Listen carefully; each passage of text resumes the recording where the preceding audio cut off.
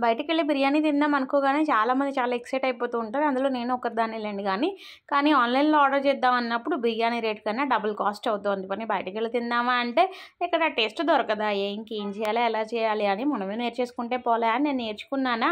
ఏ ముహూర్తాన నేర్చుకున్నానో గానీ మాట్లాడితే బిర్యానీ చేయమంటారు మా వారు. ఇంక సరేలే ఆయన కోసం చేద్దాం అన్న పన్నీర్ ఎక్కువగా ఇష్టపడరు. ఆలు అంటే అసలే బోర్ కొడుతుంది నాకు. అందుకని ఇంకా ఉత్తి బిర్యానీ ఏం చేస్తాంలే అని పన్నీర్ టిక్కా బిర్యానీ అయితే మొదలెట్టేసానండి నేను. మొదలెట్టాక రెసిపీ ఈజీ అయినా, రెసిపీ ఎంత సింపుల్ అయినా కానీ దానికి తగ్గ కష్టం దానికి ఉంటుంది కదా! ఇంక అందులోనూ వెజిటబుల్స్ కట్ చేసుకోవడంలోను, మ్యారినేట్ చేసుకోవడంలోను పెద్ద తలనొప్పి. అల్లం వెల్లుల్లి పేస్ట్ అయిపోయింది కదా అని ఆలస్యం చేయకుండా, అసలే అలసిపోకుండా నేనైతే సింపుల్‌గా ఇలా పెరిగి ఇందులో వేసి డైరెక్ట్‌గా గిలక కొట్టేసాను. ఒక పని తప్పింది, గిన్నె ఖాళీ అయింది. ఇంకంతే ఇలాంటివన్నీ అసలు అతి తెలివైన పనులన్నీ చేస్తూ ఉంటాను నేనైతే. మసాలాలన్నీ అందులోనే వేసి మిక్స్ చేసామంటే ఇంకొక పని అయిపోతుంది కదా! నాకు వంట చేయడం అంటే భలే ఇష్టం. 100 మందికైనా, 1000 రకాలైనా వండి పెట్టడం అంటే వండుతూనే ఉంటాను. కానీ తినేవాళ్ళు లేరాయే మా ఇంట్లో. మా ఇంటి చుట్టుపక్కలను మా వాళ్ళు అప్పుడప్పుడు కిట్టీలు చేసుకున్నప్పుడో, మా ఇంటికి వచ్చినప్పుడో వంట చేస్తూ ఉంటాను కానీ, ఆ వంట చేస్తే వచ్చే ఆనందం తపన అది ఏంటో. సరే మనకెప్పుడూ ఆ సందర్భం రాలేదు. పోనీ ఎవరైనా ఇంటికి వచ్చినప్పుడో, చుట్టాలని ఎవరైనా ఇంటికి పిలిచినప్పుడో, గెట్ టుగెదర్‌లు అయినప్పుడో ఎప్పుడైనా సరదాగా వండుదాం అనుకున్నా ఆ టైంలో అంత అలసిపోయి వంట చేయడం ఎందుకు ఆర్డర్ ఇచ్చేద్దాంలే అంటారు మా వారు. ఇంకా సరే ఆయన ధోరణి ఒకటి, నా ధోరణి ఒకటి. సరే నిజమే కదా! నిజంగా ఇంటికి ఎవరైనా రాక వచ్చినప్పుడు చుట్టాలు మన వాళ్ళే అస్తమానం వచ్చేవాళ్ళే అయితే పర్లేదు కానీ, ఎవరైనా రాక చుట్టాలు వచ్చినప్పుడు, రాక ఫ్రెండ్స్ వచ్చినప్పుడు వాళ్ళతో సరదాగా కబుర్లు చెప్పుకుంటూ ఉంటే బాగుంటుంది కానీ, వంటింట్లో కూర్చుని అంతంతసేపు వంటలు చేసుకుంటూ ఉంటే ఇంక కలిసినట్టు ఏముంటుంది, కబుర్లు చెప్పుకున్నట్టు ఏముంటుంది.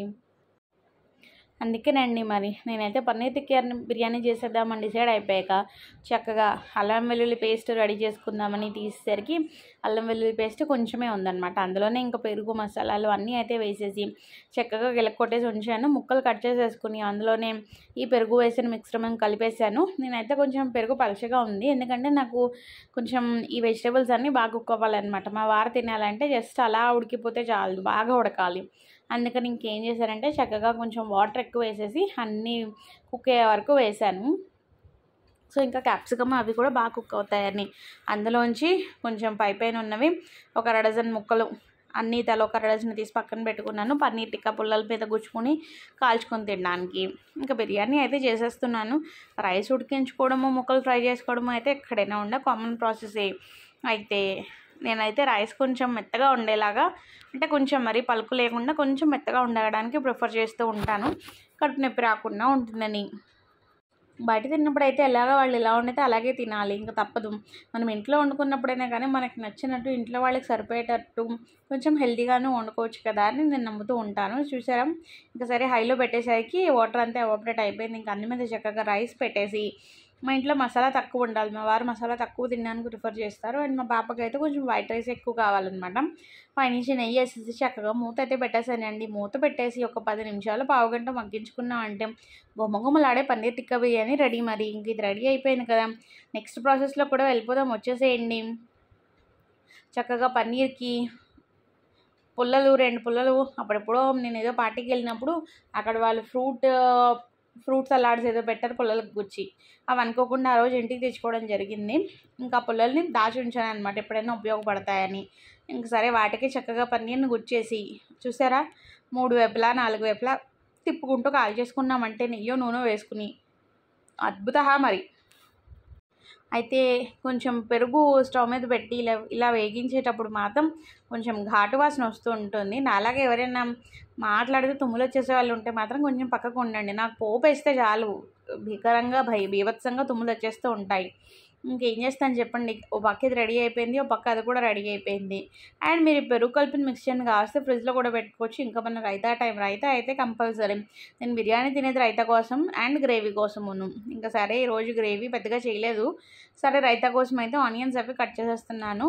బిర్యానీ తినే ముందు, అంటే ఒకవేళ త్వరగా వంట చేసేస్తుంటే రైతా ఒకటి చేసేసి పక్కన ఉంచుతాను. బిర్యానీ తినే ముందు ఆనియన్స్ కట్ చేసి పెడతాను అనమాట. అప్పటికప్పుడు కట్ చేసుకుంటే ఫ్రెష్గా ఉంటాయి కదా. బయట అయితే వాళ్ళు ఇష్టం వచ్చినట్టు కట్ చేసేస్తారు కానీ, ఇంకా అదే అండి.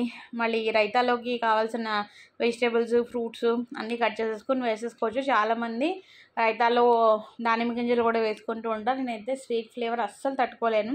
అండ్ చాలామందికి క్యాష్యూతో పాటు కిస్మిస్, కాశ్మీరీ పులావ్ అవన్నీ కూడా చేసుకుంటారు, కాశ్మీరీ దమ్ బిర్యానీ. నాకైతే అసలు స్వీట్ వేసారంటే అస్సలు ఎక్కదు.